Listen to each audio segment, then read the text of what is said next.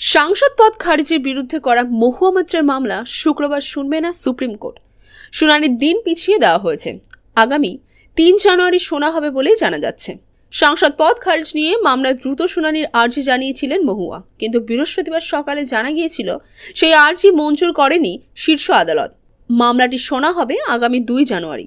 পরে জানা যায় 2 জানুয়ারি নয়, শুক্রবার অর্থাৎ 15 ডিসেম্বরই মামলাটির শুনানি হবে সুপ্রিম কোর্টে। বুধবার মহুয়ার মামলাটির দ্রুত শুনানি চেয়ে বিচারপতি সঞ্জয় কিষাণ কৌল এবং বিচারপতি সুধাংশু ধুলিয়ার বেঞ্চের দৃষ্টি আকর্ষণ করেন তার আইনজীবী অভিষেক মেনু সিংঘভি। বিচারপতি কৌল জানিয়েছিলেন মামলাটির দ্রুত শুনানি তার পক্ষে সম্ভব নয়। তিনি মহুয়ার আইনজীবীকে প্রধান বিচারপতির দৃষ্টি আকর্ষণ করতে বলেন। তারপরে প্রধান বিচারপতি ডিওয়াই চন্দ্রচূড়ের এজলাসে গিয়ে একই বিষয়ে আর্জি জানান সিংঘভি। তার আবেদন ছিল বৃহস্পতিবার অথবা শুক্রবার মামলাটির শুনানি হোক। তবে প্রধান বিচারপতি ইমেল মারফত আবেদন করতে বলেন। বিষয়টি তিনি বিবেচনা করবেন বলেও আশ্বাস দেন। এরপর বৃহস্পতিবার রাতে জানা গিয়েছিল মহুয়ার আর্জিতে সাড়া দিয়ে শুক্রবারই মামলাটি শুনতে রাজি হয়েছে সুপ্রিম কোর্ট। বিচারপতি সঞ্জীব খান্না এবং বিচারপতি SVN ভাট্টির ডিভিশন বেঞ্চে মহুয়ার মামলার শুনানি হওয়ার কথা ছিল শুক্রবার, কিন্তু তা হচ্ছে না। মামলার শুনানি 3 জানুয়ারি পর্যন্ত পিছিয়ে দেওয়া হয়েছে।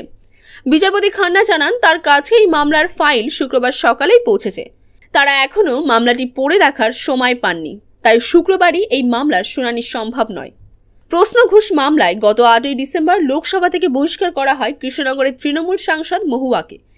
লোকসভায় এথিক্স কমিটির রিপোর্ট মেনে এই সিদ্ধান্তের কথা জানান স্পিকার ওম বিড়লা।